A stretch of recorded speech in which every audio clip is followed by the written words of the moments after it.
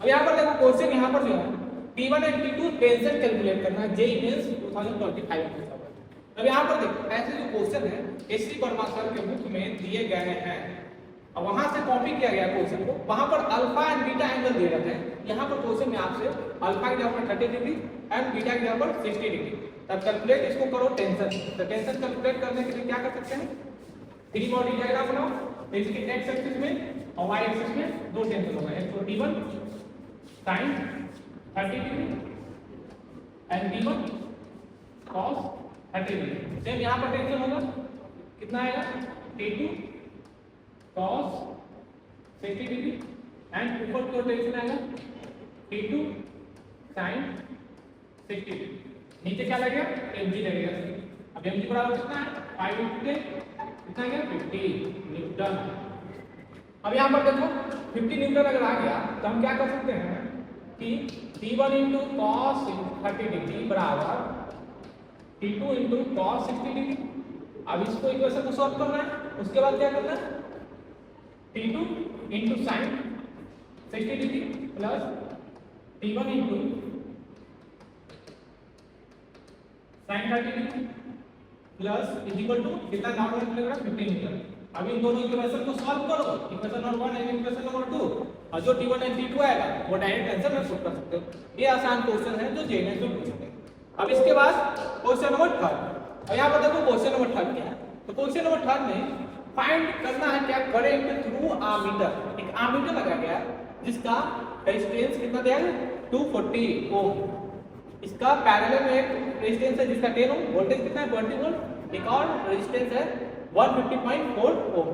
अब इसके बीच में कितना करंट क्रॉस करेगा वो फाइंड आउट करना है। तो कितना आसान है। अब यहाँ पर देखो सॉल्यूशन की अगर बात हम लोग करें तो सबसे पहले क्या करना है इन दोनों को पैरेलल में कनेक्ट करना है। तो पैरेलल में तो है सर, इसका इक्विवेलेंट निकालेंगे।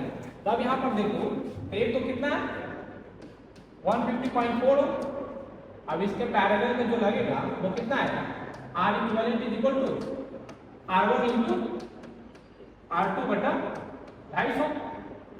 कितना आएगा, एक जीरो से जीरो मर गया सर, 250 बटा सॉरी 240 है 240 यानी कि 24 बटा कितना कितना आएगा 9.6 ओम, यानी कि 9.6 ओम का रेजिस्टेंस। यहाँ तक क्लियर, मिटा दें, चलो मिटा दें। अब यहाँ पर देखो क्या कुछ ऐसा ही फिगर दिया गया, क्या यहाँ से करंट नहीं निकाला जा सकता है। R1 और R2 दिया गया तो करंट कितना आसानी से निकल जाएगा कि I इक्वल टू क्या होगा V upon R1 plus R2। तो V कितना है 20, R1 प्लस R2 कितना है 140.4 प्लस 9.6। अब इन दोनों को ऐड करो, I का वैल्यू कितना आएगा, I बराबर आ जाएगा सर 1/8 एम्पियर। अब मिली एम्पियर की बात है तो मिली एम्पियर में आएगा। अब यहाँ पर देखो हम लोग I कैलकुलेट करेंगे, अब इसमें करंट कैलकुलेट करना है। तो करंट कैलकुलेट करने के लिए हम क्या जानते हैं, हम जानते हैं सर कि I बराबर क्या होता है V into R। हमें I चाहिए, V मालूम है सॉरी, तो I बराबर क्या लिख सकते हैं, इसके लिए जो निकालेंगे इक्विवेलेंट निकालेंगे, निकालते हैं, चलो निकालते हैं। अब इसके लिए जो हम निकाल रहे हैं करंट बराबर कितना है, देखो करंट बराबर 1/8, तो R1 बटा R1 plus R2 into I बराबर जो कैलकुलेट करेंगे वही हमारा मेन करंट होगा। तो आप इनके पास कितना है 10 है, 10 प्लस 240 इनटू करंट कितना है 1/8। सॉल्व करेंगे तो कितना आएगा 5 into 10 पावर -3 मिली। अब कितना इतना फास्ट क्यों बना रहा है, कैलकुलेशन आसान है, बना लो।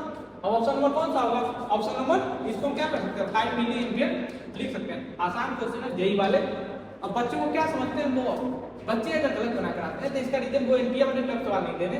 फिजिक्स का जो है मीडियम क्वेश्चन है जिसमें आउट ऑफ 25 में आउट ऑफ 25 बना सकते हो तुम लोग। फिजिक्स के बाद मैथ थोड़ा लेंदे हैं तो उसमें आपको टाइम देना पड़ेगा। अब बात शुरू करें कि इसके बाद अगर आपको किसी और क्वेश्चन में डाउट लग रहा है तो आप वो क्वेश्चन क्या करना है कमेंट में लिखना है कि सर इस क्वेश्चन में डाउट है, हम वहां पर डिस्कशन करेंगे।